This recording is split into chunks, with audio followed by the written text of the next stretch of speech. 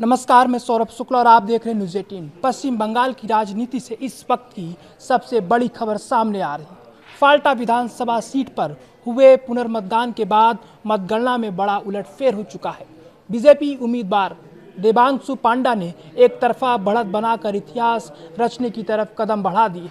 वहीं विपक्ष में बैठी टीएमसी यानी यहाँ करारी शिकस्त का सामना झेलने को तैयार है। जी हाँ, फाल्टा सीट पर बीजेपी की लहर नहीं बल्कि सुनामी देखने को मिल रही है। अब तक की मतगणना के जो आंकड़े सामने आए हैं वो बेहद चौंकाने वाले हैं।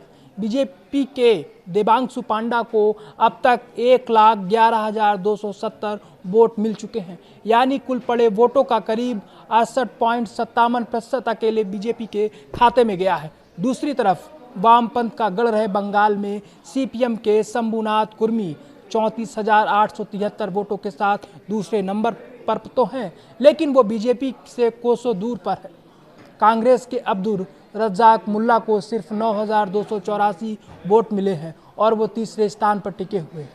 देबांशु पांडा की बात करें तो इस समय वो 68.57% वोटों पर है।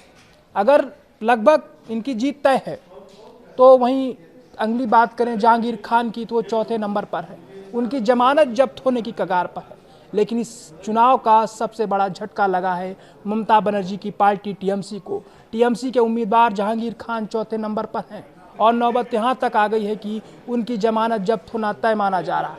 इस बम्पर जीत को लेकर बीजेपी खेमे में जश्न का माहौल है। पार्टी के वरिष्ठ नेता दिलीप घोष ने दावा किया है कि फाल्टा में कोई मुकाबला था ही नहीं। टीएमसी के लोग मैदान छोड़कर भाग खड़े हुए थे। अब आपको समझाते हैं कि फाल्टा का ये पूरा विवाद आखिर था क्या। दरअसल बीते 29 अप्रैल को जब यहाँ वोटिंग हुई थी तब चुनाव प्रक्रिया पर गंभीर आरोप लगाए गए थे।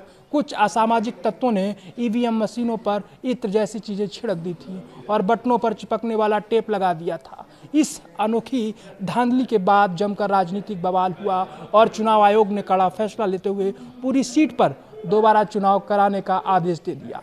इसके बाद बीते गुरुवार को बेहद कड़े सुरक्षा इंतजामों के बीच फाल्टा के सभी 285 पोलिंग बूथों पर पुनर्मतदान कराया गया।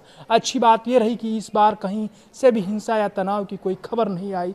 फाल्टा की जनता ने भी लोकतंत्र की स्पर में बढ़ चढ़कर हिस्सा लिया और शाम 5 बजे तक 86.11% वोटिंग दर्ज की गई।